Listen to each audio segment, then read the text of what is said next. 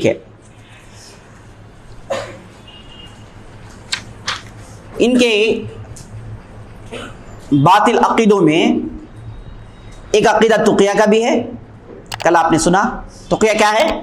अपने आप को छुपा के रखना, छुपा के रखना। जैसे मुसलमान शुरू में जब खुफिया दावत का दौर था, शुरू के 3 साल और मक्की दौर में उमूमन अपने आप को छुपा कर रखते थे। मुशरिकीन में अपना इस्लाम जाहिर नहीं करते थे क्योंकि जान का खदशा था, हो सकता जान चली जाए, तकलीफ होगी, ईज़ा आसानियाँ होगी, इससे बचने के लिए छुपा कर रखते थे मुसलमान। तो वैसे सुन्नियों के दरमियान शियाओं को यह तरीक़ा इख्तियार करना, इसी का नाम तुक़िया है। छुपा के रखें, हकीकत को जाहिर नहीं करेंगे। और तुक़िया क्या है? ईमान में से है। जब तक आदमी नहीं करेगा वो सही शी हो नहीं सकता। और उसके बाद इसी बातिल अकीदों में से एक अकीदा क्या है? इस्मत का अकीदा। लिख लीजिए, इस्मत। इस्मत का अकीदा ये क्या है?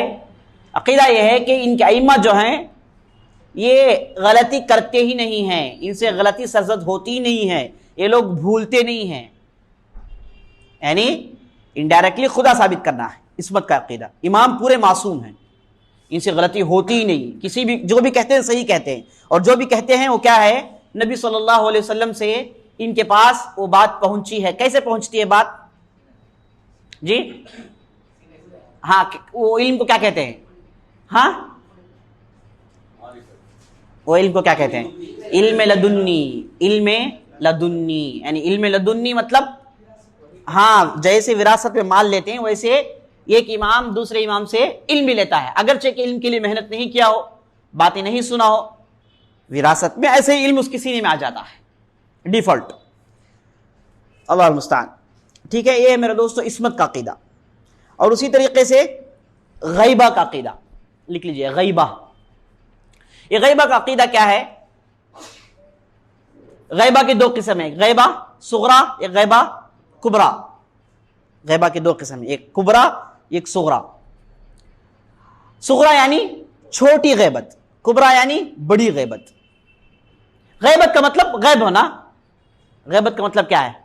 गैब होना, ना होना। कौन नहीं है? कौन गैब है? आखिरी इमाम।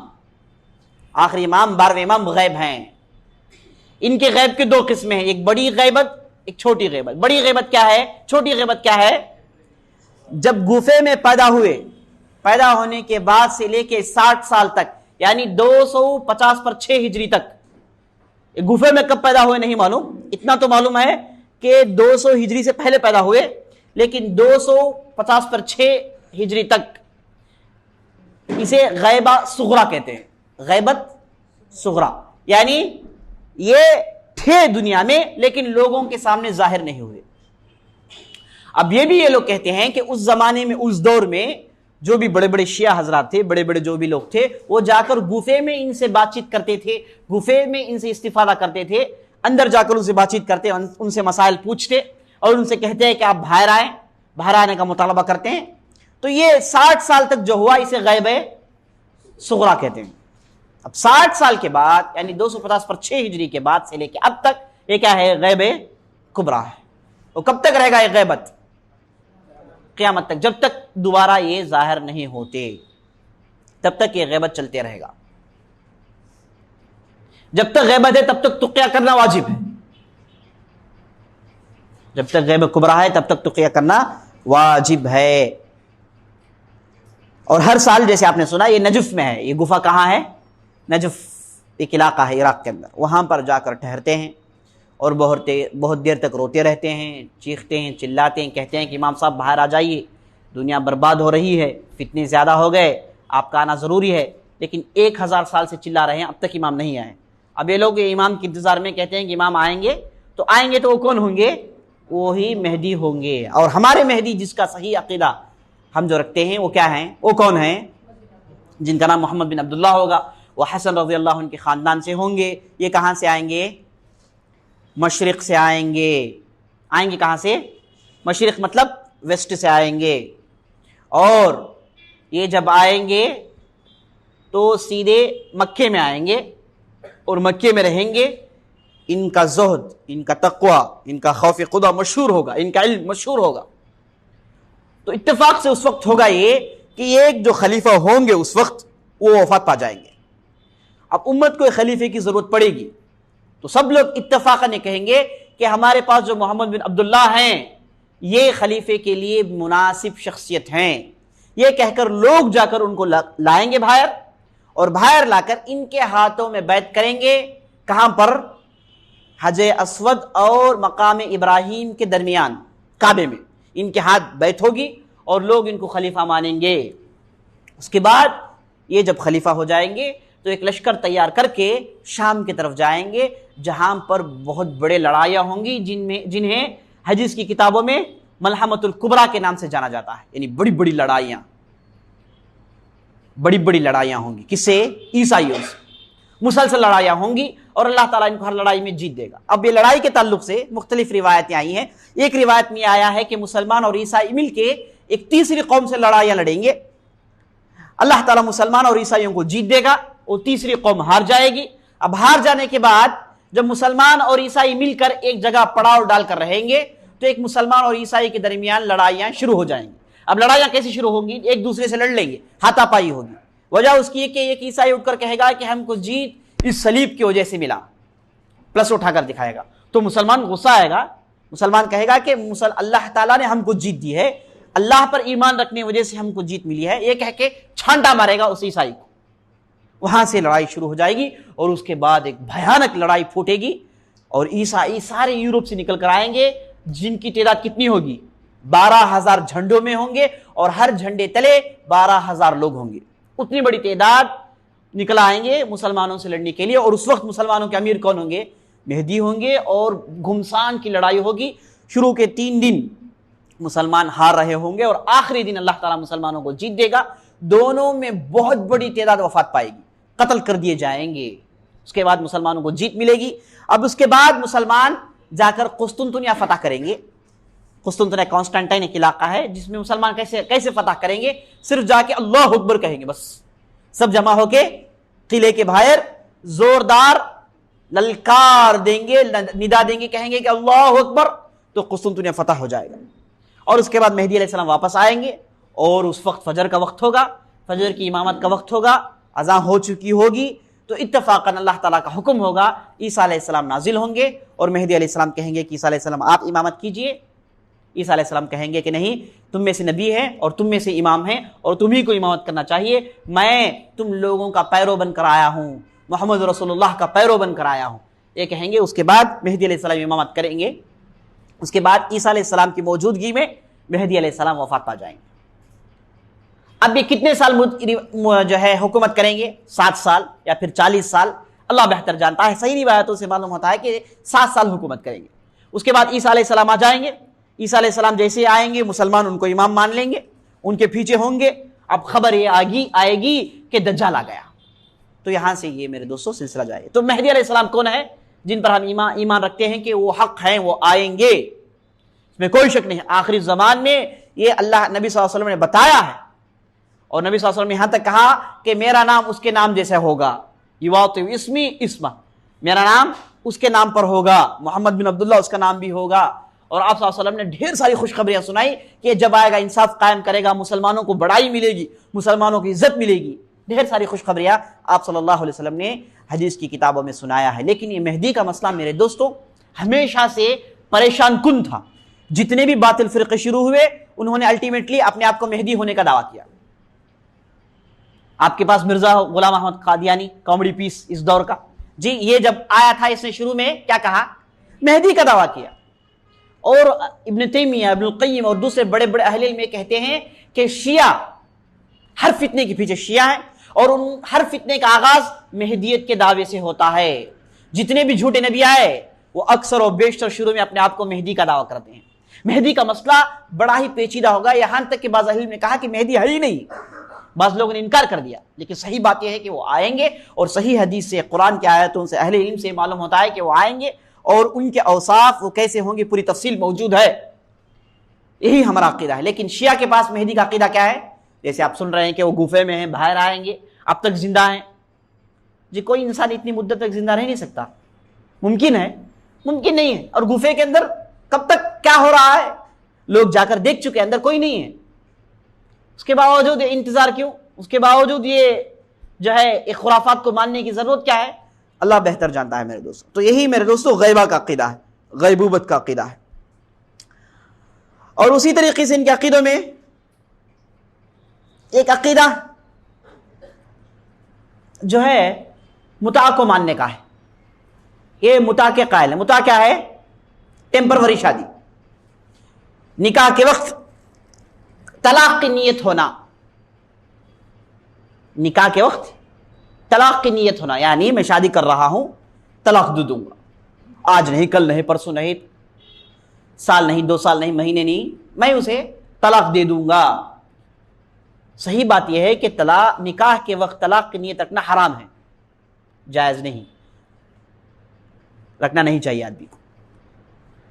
और मुता में होता यह है कि आदमी जब निकाह करता है तो तलाक की नीयत लेके निकाह करता है, टेम्परवरी शादी। अगरचे कि शुरू में इस्लाम में इस चीज की इजाजत थी, शुरू में आप सल्लल्लाहु अलैहि वसल्लम ने एक मुद्दत के लिए इसकी इजाजत दी, लेकिन बाद में फतह मक्का के बाद आप सल्लल्लाहु अलैहि वसल्लम ने इसे हराम करार दिया, हराम करार दिया। इस्लाम में ये टेम्परवरी शादी का कॉन्सेप्ट मौजूद नहीं, हराम करार दिया, उलमा का इत्तेफाक है। लेकिन सिवाय शिया के इस चीज पर जोर देने वाले कोई और नहीं। ये बहुत जोर देते हैं, मुता के कायल हैं, आज भी मुता के कायल हैं, टेम्परवरी शादी के कायल हैं, और इसे इतना बढ़ाते हैं, इतना बढ़ाते हैं, इतना बढ़ाते हैं कि मुता से जो बच्चा पैदा होता है बड़ा ही मुकद्दस बच्चा पैदा होता है। वो बच्चे के अंदर ये औसाफ होते हैं, मुता की शादी करने से फलां फलां चीजें हैं, और सही शादी से रोककर मुता पर उभारते हैं मेरे दोस्त। इसीलिए हाल में ईरान के बाद आर्टिकल्स में देख रहा था, तो उसमें शेख एहसान इलाही ज़हीर ने अपनी किताब में लिखा है कि बहुत बड़ी तादाद, जिनके 15 लाख से ज्यादा तादाद है, जिनके वालिद का नाम नहीं मालूम, माँ का नाम नहीं मालूम, ईरान के अंदर मौजूद हैं लोग। वजह ये सब मुता की औलाद है। और हुकूमत ने मुता की औलाद के लिए अलग एक बिल पास किया है, एक अलग उन लोगों के लिए, जैसे हुकूमत में होता है आमतौर पर, उन लोगों के लिए एक अलग जो है फंड रखा है जिसमें मुता के बच्चों पर सर्फ किया जाता है। बाप नहीं मालूम, माँ नहीं मालूम, लोग मुता करते हैं, जब बच्चा पैदा होता है लाके सड़क में डाल के चले जाते हैं, हुकूमत पालती है। तो मुता से मेरे दोस्तों फसादात बहुत ज्यादा है। जिना का दरवाजा खोलता है, नऊज़ुबिल्लाह, जिना का दरवाजा खोलता है, और अय्याशों के लिए दरवाजे खोलता है। और ये लोग बहताने बांधते हैं कि जाफर सादिक रज़ियल्लाहु अन्हु रहमहुल्लाह और उसके बाद सब ये लोग मुता करते थे।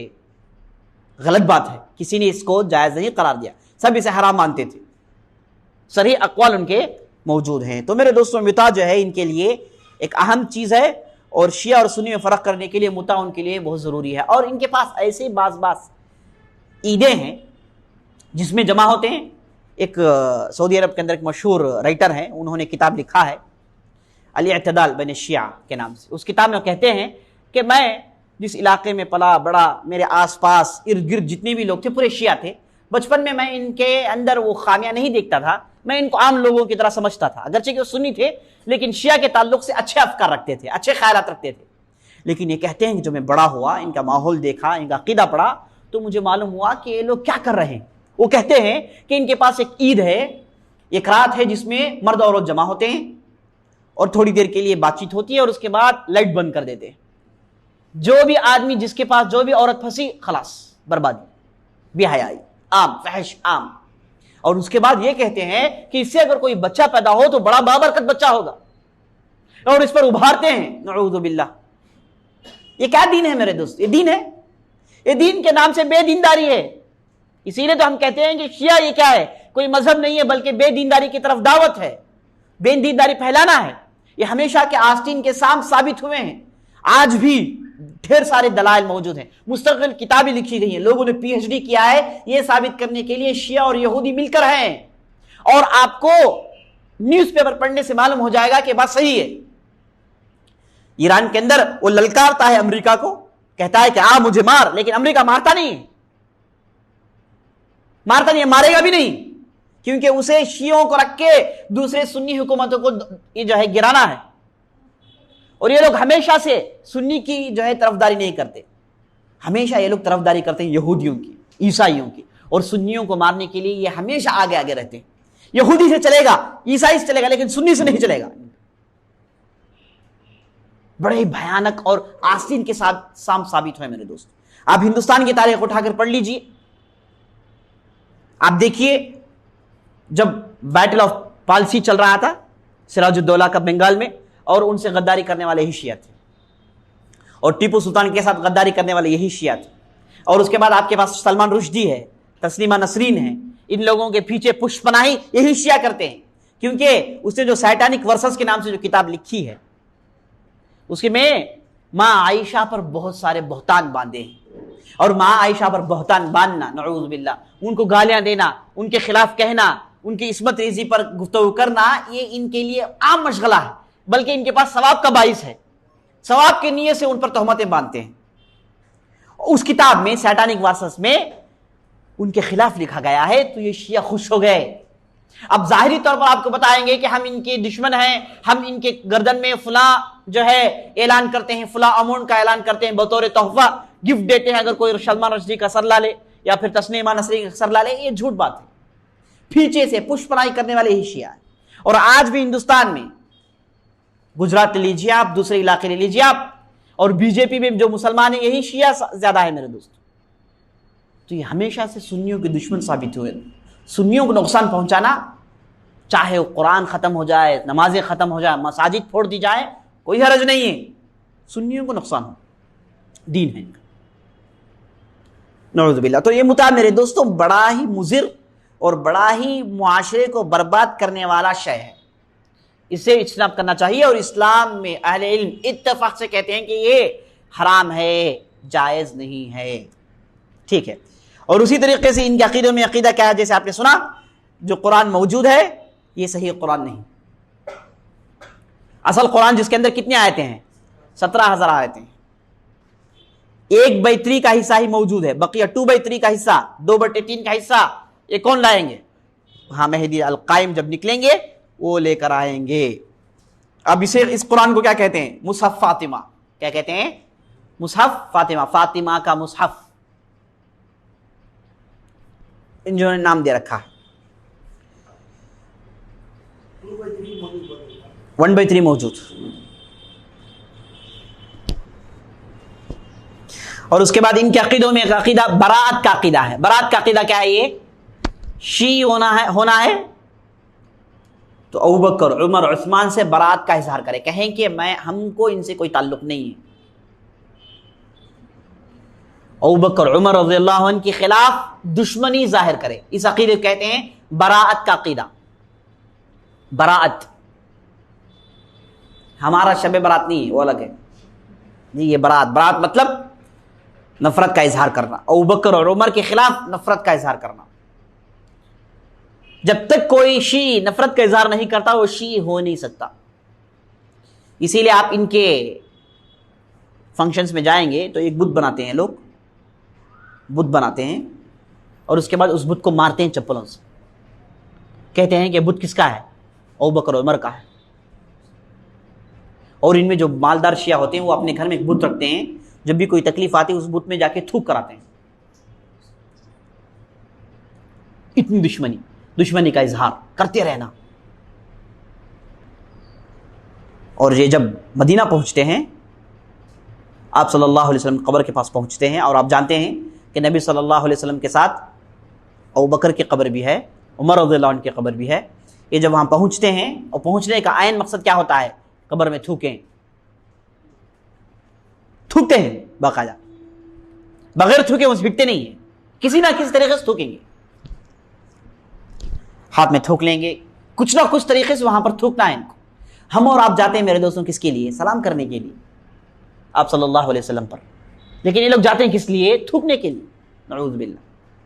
और एक वाक़या मशहूर है सऊदी अरब के अंदर कि एक डेलीगेशन में एक आदमी आया शिया ईरान से, और उस मस्जिद के इमाम थे जिनका नाम इमाम हुज़ैफ़ी, वो उनको साथ लेकर गए नबी सल्लल्लाहु अलैहि वसल्लम के रोज़े पर। तो ये गए तो इन्होंने सलाम किया, तो इनके साथ जो शी डेलीगेशन में आया हुआ था इसने मौके की तलाश में थूक दिया, और जब ये थूका ये देख लिए, छुप के थूका हो, ये देख लिए। और उसके बाद खुतबे में जब आए तो खूब शियों को उन्होंने लथाड़ा, उनके बातिल अकायद बयान किए, और उसके बाद जो है उनको उसके बाद रोक दिया गया था। तो इसे मालूम होता है कि थूकना इनके पास क्या है, अहम चीज है, खबर पर जाके थूकना जरूरी है, इतनी दुश्मनी।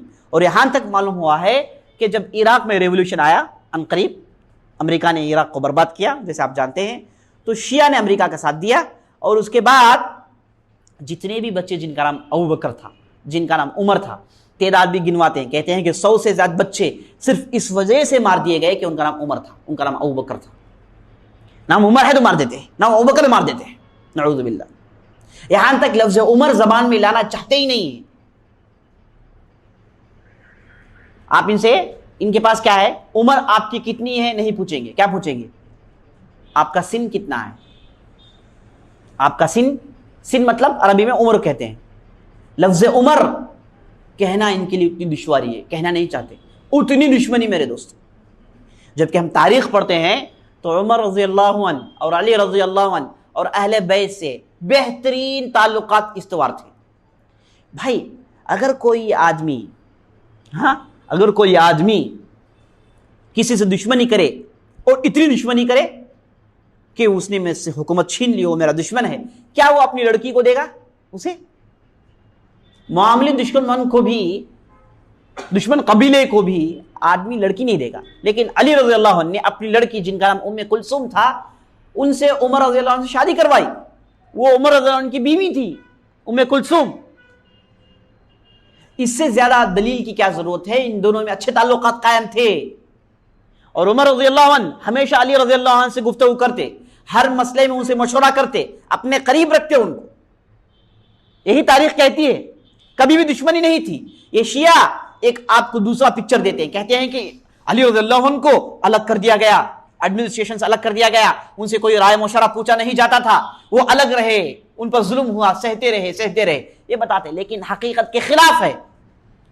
आप तारीख उठाकर पढ़िए, सीरत उठाकर पढ़िए, अबू बकर रज़ियल्लाहु अन्हु ने कैसे अली रज़ियल्लाहु अन्हु से मशवरे लिए और उनका क्या मर्तबा था उनके पास, उमर रज़ियल्लाहु अन्हु के पास क्या मर्तबा था, उस्मान रज़ियल्लाहु अन्हु के पास क्या मर्तबा था। सबने अली रज़ियल्लाहु अन्हु के साथ इज्जत का मामला किया। अपनी लड़की को दिए हैं मेरे दोस्तों शादी के लिए, ये मुमकिन है। और शिया हजरात को ये बात हजम नहीं होती, इनकार नहीं कर सकते, इनकार तो नहीं कर सकते, तारीखी हकीकत है, कैसे इनकार करेंगे? ये क्या ये कह सकते हैं कि उस्मान उम्मे कुलसुम अली रज़ियल्लाहु अन्हु की लड़की नहीं थी? कह सकते हैं? मुमकिन नहीं है। इसीलिए लोग कहते ये हैं कि ये जुल्म था, ये गलती थी अली रज़ियल्लाहु अन्हु की तरफ से। उमर ने हुकूमत के बलबूते पर डराकर उनकी बेटी से शादी किया,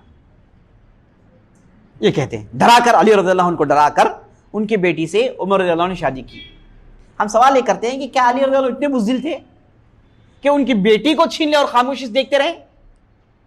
मेरे दोस्तों ये इनडायरेक्टली अली रज़ियल्लाहु अन्हु पर तोहमत बांध रहे हैं। और मैं एक शिया को तकरीर करते हुए सुना मिस्र के अंदर, वो तकरीर में सहाबा पर लानत कर रहा था, फलां सहाबी पर लानत, फलां सहाबी पर लानत, अबू बकर का नाम लिया लानत भेजा, नऊज़ु बिल्लाह, उमर का नाम लिया लानत भेजा। अब जो है बात आगे बढ़ी तो इसने कहा अशरा मुबशरा बिल जन्ना पर लानत हो।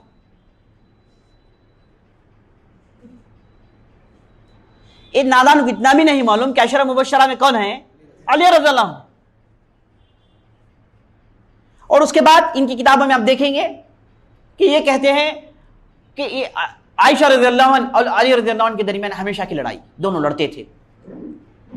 और नऊज़ु बिल्लाह आयशा रज़ियल्लाहु अन्हा पर जो है आगे बढ़ के एड़ी चोटी का जोर लगाते हैं, उनको जो है गलत साबित करने के लिए, उन पर तोहमत लगाने के लिए।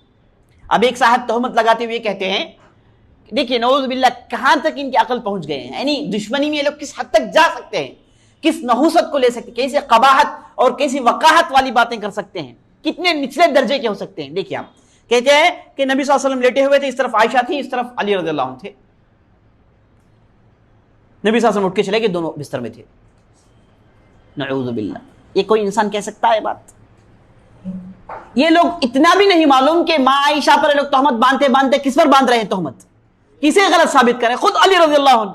तो इससे मालूम हो गया मेरे दोस्तों, इनसे ना अली रज़ियल्लाहु अन्हु से हकीकी मोहब्बत है ना अहले बैत से, बल्कि ये इस्लाम के दुश्मन हैं। दुश्मनी को आम करना है, बेदीनदारी को आम करना है। ये यहूदियों और ईसाइयों का एक पैदा किया हुआ एक उनसर है। इस्लाम को बर्बाद करने के लिए, यही मालूम होता। यही कुछ लिखे हैं मेरे दोस्तों किताबों में। अजीब व गरीब बात है, ऐसे तोहमत क्या आप तस्वुर नहीं कर सकते। तो मेरे दोस्तों, इनके अकीदों में अहम अकीदा क्या है?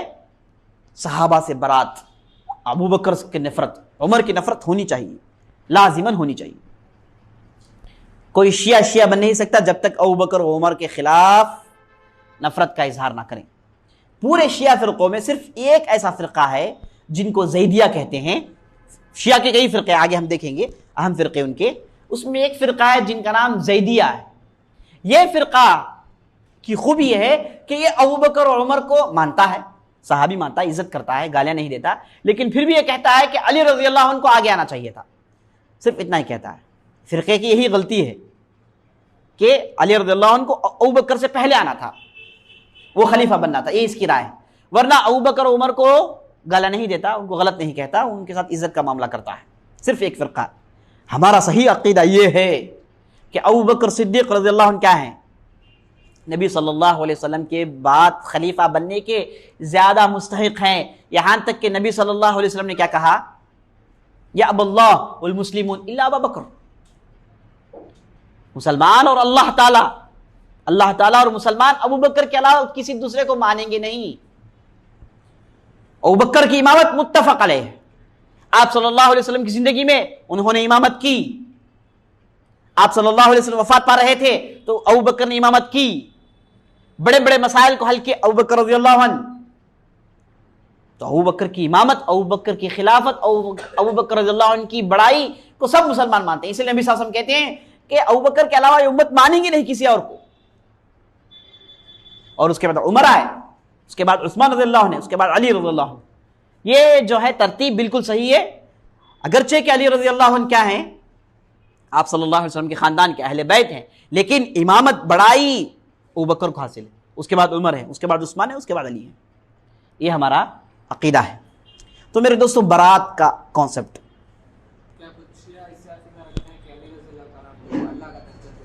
आगे आएगा, वही बता रहा हूं। दूसरा कॉन्सेप्ट क्या है? गुलू, जिसे ये लोग मुगाला कहते हैं।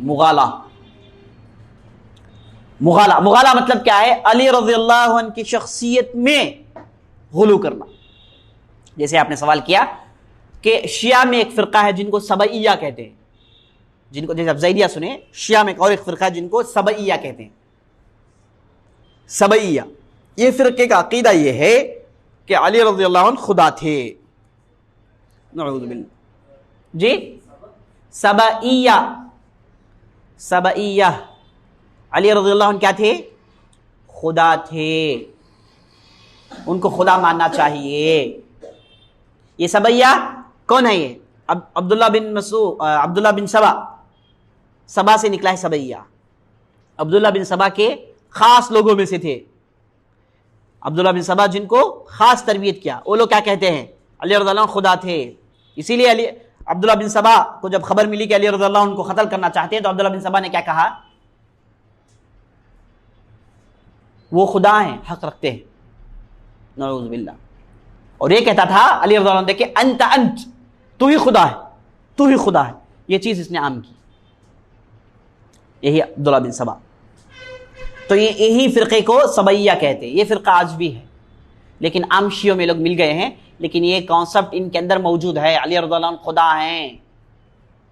ये सिर्फ खुदा नहीं कहते, बल्कि पूरे औसाफ उठा के दे दिए हैं। अली रज़ियल्लाहु अन्हु सुनते हैं, अली रज़ियल्लाहु अन्हु जो है हमेशा हमारे साथ हैं, वो हमेशा जो है हमारी हिफाजत करते हैं, सब कुछ दे दिए सिवाय खुदा के। लफ्ज़ खुदा नहीं दिए, वरना खुदा बना चुके हैं। तो ये मेरे दोस्तों अली रज़ियल्लाहु अन्हु के ताल्लुक से। उसी तरीके से इनमें एक फ़िरका है जिनको गुराबिया कहते हैं। क्या कहते हैं? गुराबिया। ये फ़िरका जो है, इसका अकीदा ये है, ये कहता है कि असल में जिब्राइल अलैहिस्सलाम से गलती हो गई। जब अल्लाह ताला ने उनको वही देकर भेजा कि जाओ जाकर मोहम्मद रसूलुल्लाह को दे दो, तो जिब्राइल को मुगालता हो गया, वो कंफ्यूजन में आ गए। अल्लाह ताला ने असल में अली रज़ियल्लाहु अन्हु को देने को कहा, लेकिन इनसे गलती हुई, मुगालता हुआ, वो जाके मोहम्मद रसूलुल्लाह को दे दिए। नऊज़ु बिल्लाह। यानी ये ऐसी बात है जिसे जो है अदना से अदना आदमी भी मान नहीं सकता। क्यों नहीं मान सकता मेरे दोस्तों? क्योंकि नबी सल्लल्लाहु अलैहि वसल्लम गोरे थे। आप सल्लल्लाहु अलैहि वसल्लम का रंग गोरा था और आप सल्लल्लाहु अलैहि वसल्लम का कद मियाना रवैया कद था और आप सल्लल्लाहु अलैहि वसल्लम का जिस्मानी स्ट्रक्चर अलग था और अली रज़ियल्लाहु अन्हु बिल्कुल मुख्तलिफ थे। अली रज़ियल्लाहु अन्हु काले थे और शदीद सांवले थे, उनका रंग काला रंग था, शदीद सांवले थे, यानी काले मतलब अफ्रीका जैसे नहीं, सांवलेपन में शदीद सांवलापन। और उसके बाद वो कद के थोड़े जो है छोटे थे। दोनों में आसमान जमीन का फर्क है या नहीं है? कैसे जिब्राइल फरिश्ते को कैसे मुगालता हो सकता है? गोरे रंग काले रंग फर्क नहीं कर सकते जिब्राइल। तोहमत है मेरे दोस्तों, तोहमत अल्लाह पर लगाई, सब पर लगाते गए, अब तोहमत किस पर लगा रहे हैं? अल्लाह पर लगा रहे हैं। अल्लाह ने जिब्राइल को सही सेलेक्ट नहीं किया, किसी और फरिश्ते को सेलेक्ट करना था या फिर जिब्राइल को ऐनक देके भेजना था, डालने के जाते फर्क मालूम होता, नऊज़ बिल्लाह। इनडायरेक्टली जिब्राइल से दुश्मनी। और याद रख लीजिए, यहूदी जिब्राइल को पसंद नहीं करते, यहूदी जिब्राइल को पसंद नहीं करते। क्यों नहीं पसंद करते? क्योंकि ये हमेशा अजाब लेकर आते हैं। इनके फरतूतपन को जी, इनके फितने परस्तियों को खत्म करने के लिए जिब्राइल अजाब लाते हैं हमेशा, तो जिब्राइल से इनको बन नहीं पड़ता। अब ये देखिए यहूदी क्या है, ये भी जिब्राइल को पसंद नहीं करते। क्यों पसंद नहीं करते? क्योंकि जिब्राइल ने क्या गलती की, वही लाए, सीधे मोहम्मद रसूलुल्लाह के पास चले गए। अली रज़ियल्लाहु अन्हु के पास आना था। भाई अली रज़ियल्लाहु अन्हु की उम्र उस वक्त कितनी थी?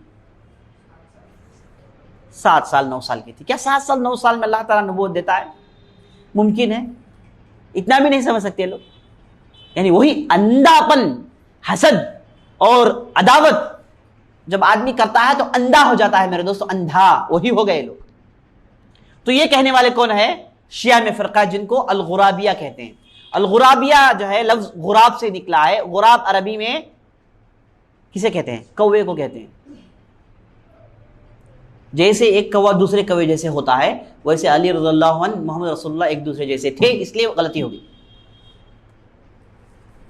इसलिए गलती हो गई। इनके अंदर जब पूरे फिरके हैं तो अलग-अलग फिरके हैं। हाँ हाँ, अलग अलग है। ये आपस में लड़ लेते, आपस में काफिर बोल लेते, वो भी अभी आएगी आगे। आम शिया नहीं रखते, आम शिया नहीं रखते, लेकिन इनडायरेक्टली आप देखेंगे तो यही कहते हैं लोग, लेकिन ऐलान नहीं करेंगे। तो ऐलान करने वाला फिरका ये गुराबिया है, ऐलान करता है, कहता है कि गलती हो गई, जिब्रील कहता है, वो डिक्लेयर करता है। ठीक है, उसके बाद इनके ईदों में चंद ईद लिख लीजिए। एक ईद है जिसका नाम ईद गदीर खुम, ईद गदीर खुम। ये ईद ईद उल फितर से, ईद उल अज़हा से ज्यादा अहमियत रखती है उनके पास। हम और आप, हमारे पास सबसे उम्दा ईदें क्या हैं? 2 हैं, ईद उल फितर, ईद उल अज़हा, जिसका हम इंतजार करते हैं, रोजे रखते हैं, कुर्बानियां देते हैं, अल्लाह के करीब होते हैं। नबी सल्लल्लाहु अलैहि वसल्लम ने कहा कि तुम्हारे लिए सिर्फ 2 ईद हैं। आप सल्लल्लाहु अलैहि वसल्लम से मशरू ठहराया, बताया अपनी जिंदगी में कैसे क्या करें, कैसे इस ईद को गुजारें। अब इनके पास ये 2 ईदों की कोई अहमियत नहीं है। सबसे ज्यादा अहमियत अगर कोई ईद की है तो कौन सी ईद की? 18 ज़िलहिज्जा, 18 ज़िलहिज्जा को एक ईद मनाते हैं। उस ईद का नाम ईद गदीर खुम। गदीर खुम, गदीर खुम क्या है? ये कुआं है जो मदीने के बाहर था। इनके रिवायत के मुताबिक आप सल्लल्लाहु अलैहि वसल्लम उस कुएं के पास हज के लिए गए। आप सल्लल्लाहु अलैहि वसल्लम हज से वापस आए तो उस कुएं के पास ठहर कर लोगों से ये कहा कि लोगों, अली के हाथों बैत कर लो। और हम भी मानते हैं कि आप सल्लल्लाहु अलैहि वसल्लम उस कुएं के पास ठहरे। आप सल्लल्लाहु अलैहि वसल्लम ने तकरीर की। तकरीर में आप सल्लल्लाहु अलैहि वसल्लम ने अहलुल बैत के फजाइल बयान किए, अहलुल बैत की बड़ाई बयान की और लोगों को ताकीद की कि लोगों, अहलुल बैत के साथ अच्छा सलूक करो, उनके साथ अच्छा पेश आओ। हम इन तमाम बातों को मानते हैं और हम आज भी ये मानते हैं कि अहलुल बैत की अहमियत हमारे नजर में है, हम उनकी इज्जत करते हैं, वो बड़ा मर्तबा रखते हैं चूंकि वो नबी सल्लल्लाहु अलैहि वसल्लम के खानदान से हैं। हम भी मानते हैं, ये भी सब कुछ मानते हैं, लेकिन ये नहीं मानते कि अहलुल बैत क्या हैं, उनके पास कुछ स्पेशलिटियां हैं या फिर उनके अंदर जो है वो मोज़े और करिश्मे दिखाने की ताकत है। इन खुराफात को नहीं मानते, बिदातों को नहीं मानते, वरना अहलुल बैत की अहमियत हमारे नज़र में है, हम मानते हैं। और हमारे नज़र में अहलुल बैत में आप सल्लल्लाहु अलैहि वसल्लम की औलाद के बाद सबसे पहले कौन दाखिल है? आप सल्लल्लाहु अलैहि वसल्लम की बीवियां, और आप सल्लल्लाहु अलैहि वसल्लम की बीवियों में आयशा रज़ियल्लाहु अन्हा भी दाखिल हैं। और आयशा रज़ियल्लाहु अन्हा क्या हैं? अहल बैत में से हैं, जिसे लोग मानते नहीं। यानी कहते ही है कि खानदान में से बीवी नहीं है। कैसे मुमकिन है भाई? मुमकिन है ये? या अगर कोई आदमी आके आपके घर में फैमिली में दावत दे जी, अगर आपकी बीवी दावत चली गई तो वो कहे कि भाई मैं आपकी फैमिली को दावत दिया, आपकी बीवी को दावत नहीं दिया। फैमिली में बीवी दाखिल है नहीं है? एक कैसा अजीब कॉन्सेप्ट है। अहलुल बैत कहते हैं नबी सल्लल्लाहु अलैहि वसल्लम खानदान वाले, उसमें उनकी बीवियां नहीं है। पता नहीं क्या क्या ये लोग कहना चाहते हैं, ये लोग क्या जो है साबित करना चाहते हैं। इनडायरेक्टली दुश्मनी साबित करना चाहते हैं, यही मालूम होता है मेरे दोस्त, बस इसके अलावा कोई और चीज नहीं है। तो 18 ज़िलहिज्जा को ये लोग ईद मनाते हैं, और उनका दावा यह है कि नबी सल्लल्लाहु अलैहि वसल्लम ने उस कुएं के पास ये कहा कि लोगों, नबी सल्लल्लाहु अली रज़ियल्लाहु अन्हु के हाथ बैत कर लो, लोगों को ताकीद की। इनका दावा है। इसीलिए कहते हैं कि उस दिन हम ईद मनाएं, और उस दिन ईद मनाते हैं। आज भी इनके पास इस ईद की बहुत अहमियत है। अब उसके बाद आगे बढ़िए। इनकी ईदों में से एक ईद है जिसका नाम ईद नैरोज।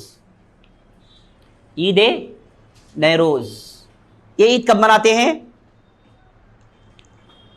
ये उस वक्त मनाते हैं जब पर्शियंस नैरोज का दिन मनाते हैं। असल में कौन मनाते हैं नैरोज का दिन? पर्शियंस मनाते हैं। जो काफिर थे, किसरा के पैरों, ये लोग इस नैरोज को मनाते थे। नैरोज से मतलब नया दिन, न्यू डे, वो मनाते थे। पारसी मनाते थे इसे, नैरोज के ईद। अब ये शिया देखिए, इनको फारिस से ज्यादा मोहब्बत है, अरबों से नहीं। ये जो शिया हजरात हैं, इनको अरबों से ज्यादा किसे मोहब्बत है? क्यों भाई? नबी सल्लल्लाहु अलैहि वसल्लम अहले बैत कौन है? फारिस है। अली रज़ियल्लाहु अन्हु पर्शियन है। 12 इमाम पर्शियन थे। तो फिर आपको पर्शियन से इतनी मोहब्बत क्यों है? पारसी से इतनी मोहब्बत क्यों है? इसीलिए जब ये रिदा अल बहलवी था, कल आपने जिसके बारे में सुना, ये पहली मर्तबा इसने 2000 साल के बाद सासानी हुकूमत कायम जिस दिन हुई, उस दिन ईद मनाया। ये सासानी कौन है? मुसलमान आने से पहले ईरान के अंदर सासानियों की हुकूमत थी। इस्लाम आने से पहले ईरानियों में सासानी हुकूमत कर रहे थे। परवेज, इज़्ज़जर्ज नाम के बड़े बड़े इनके बादशाह थे, वो वहां पर हुकूमत कर रहे थे। और पूरे क्या थे? खुदा कौन था इनका? आग खुदा था। आग को मानते थे लोग, आग को मानने वाले पारसी, यही पारसी हैं। तो ये देखिए, शिया यानी इनडायरेक्टली ये मालूम होता है कि यही सासानी लोगों ने पैदा किया इसे। तो 2000 साल के बाद रिदा अल बहलवी ने ईरान के अंदर सासानी हुकूमत जिस दिन कायम हुई, उस दिन ईद मनाया, और हुकूमत के तकरीबन आधे पैसे को उसने इस ईद में खर्च किया। ईद के बाद हुकूमत डावाडोल हो गई, गरीब हो गई। क्यों? क्योंकि ईद में उतना खर्च हो गया, उतने जश्न से मनाया इसने। क्यों मनाया भाई? क्या वजह थी? वजह ये थी कि इनडायरेक्टली कहते हैं कि हम फारिस हैं, पुरानी जो दुश्मनी है अरबों से वो खत्म नहीं हुई।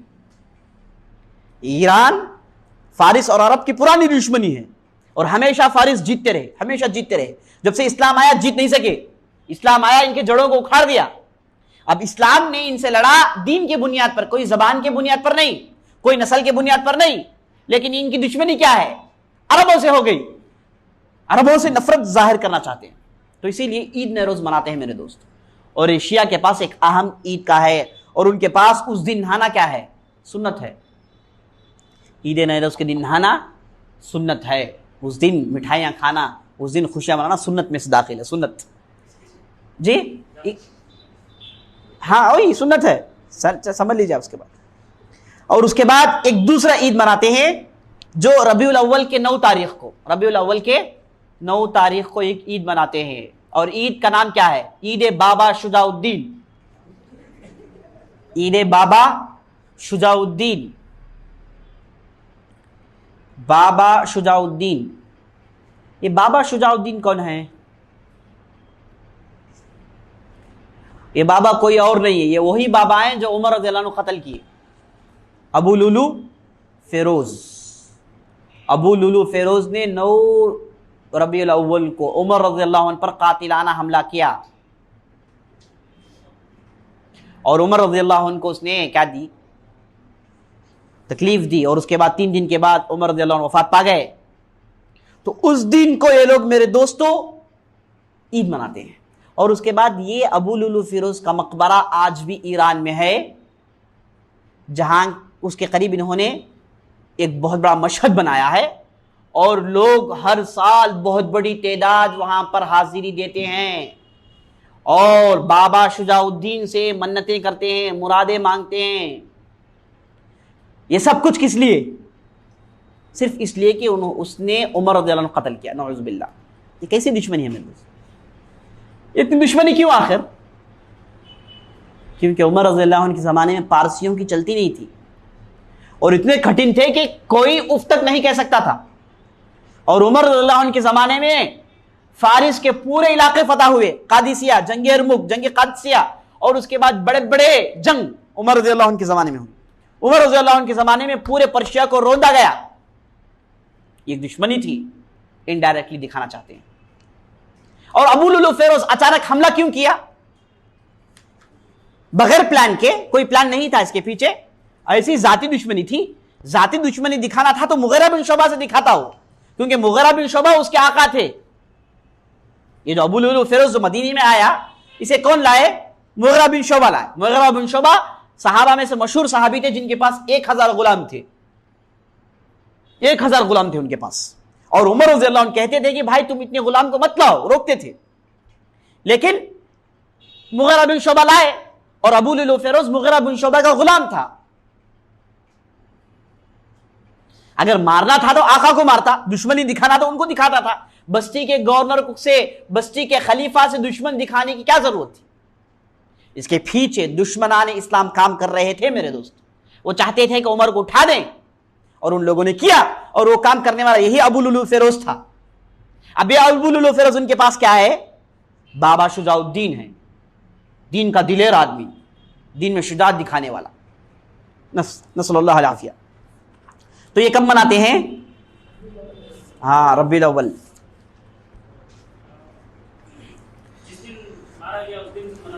हाँ, उसी दिन मनाते हैं। वफात के दिन नहीं, जिस दिन मारा गया वही तकरीबन। और उसके बाद उसके अलावा और मुहर्रम आ जाए तो हर दिन इनके लिए क्या है? ईद है। मुहर्रम आ जाए तो शिया हजरात काम नहीं करेंगे। शिया हजरात सिर्फ मातम मनाएंगे, काले कपड़े पहन लेंगे, मातम मनाएंगे। और 10 दिन यही खाना मुफ्त तकसीम होगा और उसके बाद सब मिलके मातम मनाएंगे। मातम इसी में बिजी रहेंगे, मातम मनाते रहेंगे। अब सवाल यह है कि क्या इस्लाम में मातम की इजाजत है? गम मनाना, कल्लों को पीटना, सीनों को पीटना, कपड़े फाड़ना, अपने आप को अजियत पहुंचाना, क्या इस्लाम में चीज जायज है? जायज नहीं है। सही अहादीस की रोशनी से आप देखेंगे तो कोई चीज जायज नहीं है। आप सल्लल्लाहु अलैहि वसल्लम के जमाने में एक मरतबा आप सल्लल्लाहु अलैहि वसल्लम मस्जिद से बाहर निकले, सही रिवायत में मौजूद है। मस्जिद से निकले तो देख रहे हैं कि एक शख्स धूप में खड़ा हुआ है, बहुत देर से खड़ा हुआ है। तो आप सल्लल्लाहु अलैहि वसल्लम ने पूछा कि आदमी क्यों धूप में खड़ा हुआ है?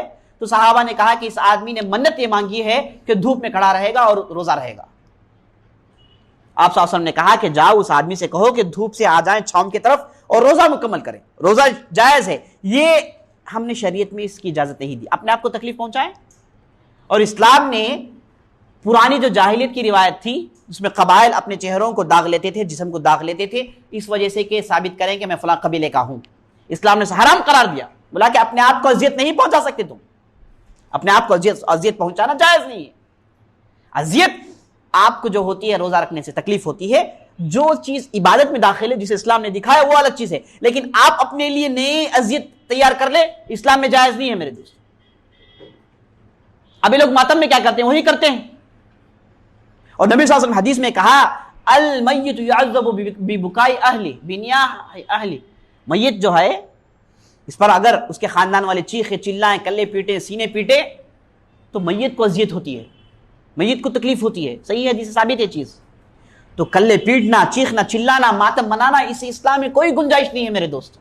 सोचना चाहिए, क्या हम सिर्फ ये एक शख्सियत की मोहब्बत में अहादीस को छोड़ देंगे? कुरान की तालीमात को छोड़ देंगे?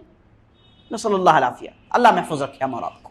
तो मातम मनाना, गम मनाना इस्लाम में जायज़ नहीं है मेरे दोस्तों। बीवी अगर शौहर वफात पा जाए, इद्दत पूरी करेगी, ज़ेब ज़ीनत नहीं करेगी, गम मनाएगी, बीवी के लिए जायज़ है। और दूसरे लोगों के लिए सिर्फ 3 दिन तक क्या करेंगे? वो गम मनाएंगे। चौथे दिन उनको गम छोड़ना है, वाजिबी तौर पर गम छोड़ेंगे। इस्लाम में गम का कोई दिन नहीं है, नहुसत का दिन नहीं है। इस्लाम में सब दिन खुशगवार दिन है, सब दिन बरकत वाले दिन है। नहुसत की कोई चीज है ही नहीं इस्लाम। तो मेरे दोस्तों, ये अच्छी तरीके से समझ लेना चाहिए कि इस्लाम ने चीज को जायज नहीं करार दिया, लेकिन इन्होंने अपनी तरफ से इन चीजों को इजाद कर लिया। इस्लाम इसे इजाजत नहीं देता। और उसके बाद मेरे दोस्तों, ढेर सारे फंक्शंस, अगर कोई आदमी मुहर्रम में नजफ चले जाए, इराक चले जाए, तो अजीब और गरीब चीजें देखेगा। वहां पर इन्होंने काबा बना रखा है, उसका तवाफ बाकायदा करते हैं।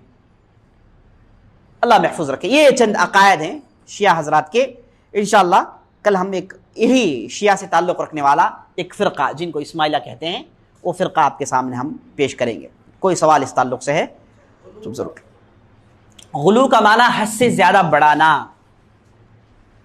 आप सल्लल्लाहु अलैहि वसल्लम नबी हैं, आप सल्लल्लाहु अलैहि वसल्लम इंसान हैं, किताब और सुन्नत से यही चीज़ मालूम होती है। लेकिन बाज़ लोगों ने इनकी मोहब्बत में इनको इतना बढ़ाया तो क्या किया? बोले कि आप सल्लल्लाहु अलैहि वसल्लम खुदा नहीं है। इसीलिए आप सल्लल्लाहु अलैहि वसल्लम हदीस में कहते हैं आप सल्लल्लाहु अलैहि वसल्लम खुदा है, नबी नहीं है। खुदा के हद तक पहुंचा दिए। आप सल्लल्लाहु अलैहि वसल्लम मदद मांगते हैं, इल्म गैब के दावेदार है, सब कुछ करते हैं। ये तो खुदा बनाना है तो और क्या है? जैसे नबी सल्लल्लाहु अलैहि वसल्लम हदीस में खुद कहते हैं, ला तुतरूनी कमा अतरत नसारा ईसा इब्न मरियम क़ूलू अब्दुल्लाह व रसूलु। ऐ लोगो, जैसे ईसाई ईसा बिन मरियम के हक में गुलू करके उनको खुदा बना दिए, वैसे तुम लोग मेरे हक में मत करो। ये कहो कि मैं अल्लाह का रसूल हूं, अल्लाह का बंदा हूं। आप सल्लल्लाहु अलैहि वसल्लम की साफ हदीस है। तो आप सल्लल्लाहु अलैहि वसल्लम के हक में ज्यादती करना इसे गुलू कहते हैं। अब गुलू सिर्फ आप सल्लल्लाहु अलैहि वसल्लम के ताल्लुक से नहीं करते हैं लोग, अली रज़ियल्लाहु अन्हु दूसरे इमामों के ताल्लुक से। उमूमन हर इमाम क्या है? हक में गुलू करते हैं, उसे इंसान के तकाजे से निकाल के खुदा के हुदूद में दाखिल करवाते हैं। तो गुलू का मतलब हद से ज्यादा बढ़ाना, वो जिस मर्तबे हैं उस मर्तबे से उनको बढ़ाना, इसी को गुलू कहते हैं, जो जायज़ नहीं। या अहले किताब ला तगलू फी दीनिकुम, दीन में गुलू मत करो। कुरान का सरीह कौल है, दीन में गुलू मत करो। वल्लाहु आलम। चंद अफ्रीका के लोग जो है सूरत में हाँ। मार्क्स वगैरह डाल के रखते हैं। अफ्रीका में ये आम रिवाज है कि वो लोग अपने कबीले की निशानी के तौर पर अपने चेहरे में खरोश पैदा कर लेते हैं। वो आज भी करते हैं जहालत की वजह से। मुसलमान भी करते हैं, वो इस वजह से कि नहीं जानते, वो नहीं जानते, जहालत बहुत है। नाम सिर्फ मुसलमान का है, लेकिन उनको इस्लाम की तालीमात से कुछ भी वाकिफ़ियत नहीं है, वैसे लोग करते हैं। अब जो लोग समझ गए हैं, और कई लोग समझे, और हमारे साथी में भी बहुत थे ऐसे, क्या करेंगे? कैसे निकालेंगे? निकलता नहीं है वो, क्योंकि चमड़ी से फिरके से ताल्लुक नहीं रखते। नहीं, उनका कोई फ़र्क नहीं। जी हाँ, कौन? ज़ैदिया? नहीं, ज़ैदिया सुन्नत के अहले सुन्ना के करीब है, बहुत करीब है। हाँ, यमन में ज़्यादा है, यमन में बहुत ज़्यादा है, और सऊदी अरब में भी, साउथ में है, यमन में बहुत ज़्यादा है। अल्लाह जी, किनको? हाँ, भोरे और शिया में क्या फ़र्क पूछते हैं? भोरे जो है शिया का एक शाख है, शिया के अंदर एक फ़िरका है जिनको इस्माइलिया कहते हैं। इंशाल्लाह कल हम उन्हीं के ताल्लुक से गुफ्तगू करेंगे। ये इस्ना अशरिया है, राफिज़ा है ये। हाँ, इस्ना अशरिया है। अब इस्ना अशरिया जैसे आपने सुना, इमामी अक़ीदा रखने वाले, 12 इमाम को मानने वाले। अब इनमें सही बात यह है कि ये पूरे काफिर नहीं है, इनको हम पूरों को काफिर नहीं कहेंगे। आम जनरल पब्लिक है, नहीं जानती, जहालत की वजह से हैं। अगर उनको समझा दिया जाए, सही बात समझा दी जाए, वो लोग बदल जाएंगे जी। हम इनको काफिर नहीं कहेंगे। और इनके साथ हाँ, इनके जो दुआत है, हक जानने के बाद अड़े हुए हैं, तो उन पर अहले इनका फतवा है कि वो लोग काफिर हैं। वल्लाहु आलम।